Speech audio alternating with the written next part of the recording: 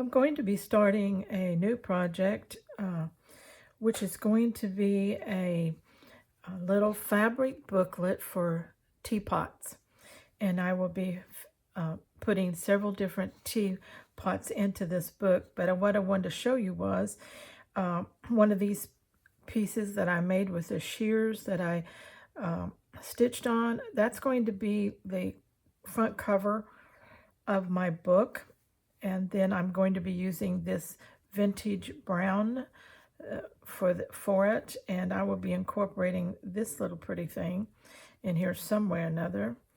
Let's cut this out of here, and I'll finish getting it out later, but that will be embellishing. I believe I'm going to do the inside cover with it, and so that I think that's going to be a pretty look when I get to making the actual book. But it'll be about that size, and that's about, I think, let's say it's going to be about a 5.5 by 5.5. It's a little bigger than that, but the actual pages, I believe I will be cutting 5.5 by 5.5 for that. And the first teapot that I'm going to do is going to take me a little bit because I'm going to do it out of all scraps.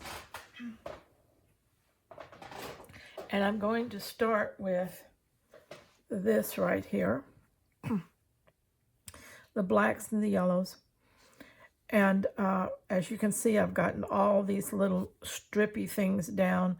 I've gotten some different little bit of yarn down in there, and I've got it pinned with the tulle on top, and I'm going to be excuse me, I'm going to be stitching this down. I was going to machine stitch it, but I think this time I want to do it all in hand stitches. So I'm going to be tacking this down really good. All along this, because I'm going to be cutting my basic teapot shape out of this when I get it ready. So, and then I will be, deciding what kind of stitching I'm going to be doing on that. So right now, we are going to be what sewers call stay stitching. We don't want anything moving around on us. We don't want it stretching or anything like that. So we're going to take the time to hand baste this in really well.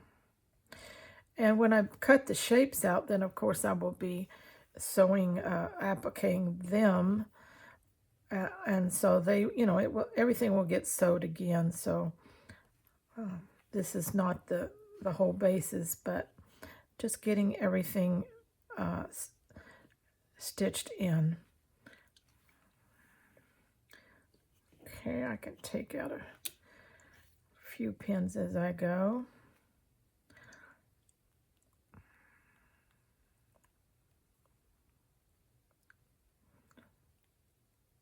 I think this is gonna kind of be cool. What I thought this might look like is kind of like a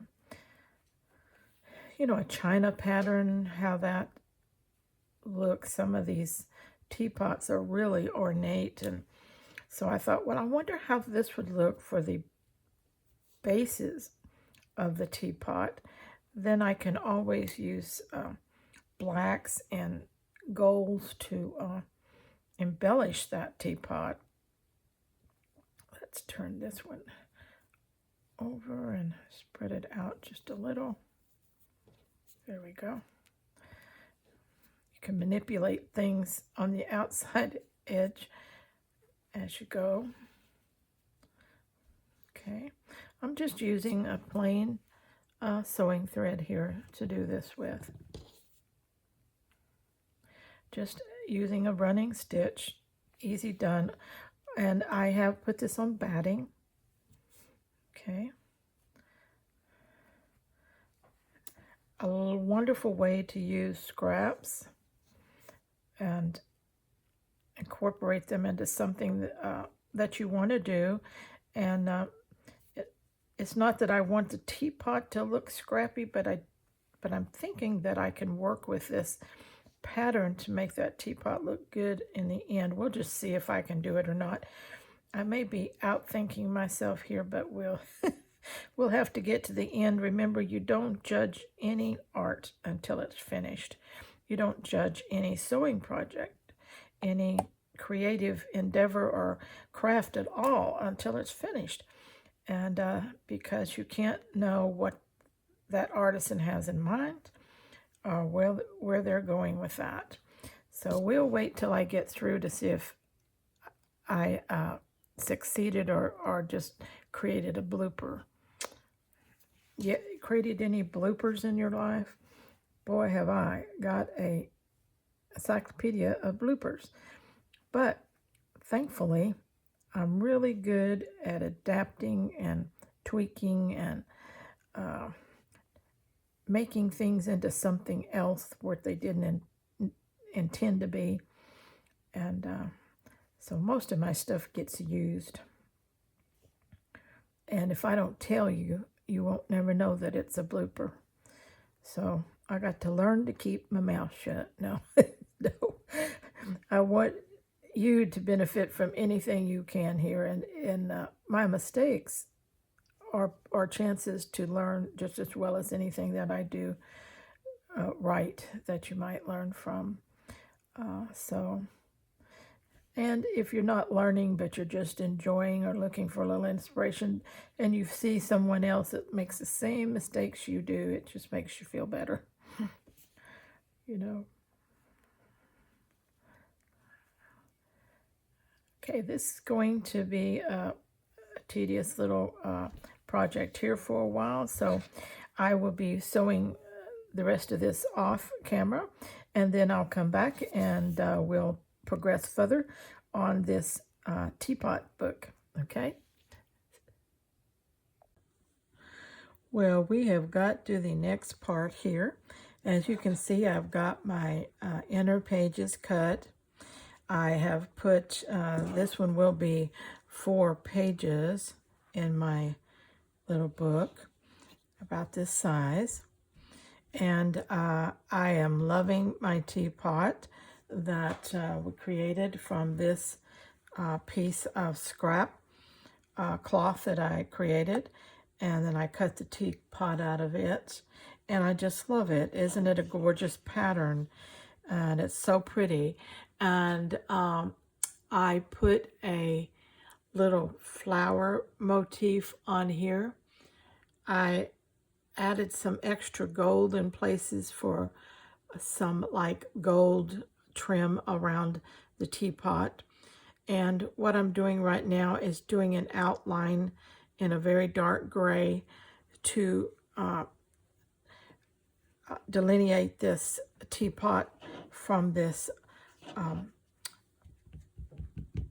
lace here and make it pop just a little bit more.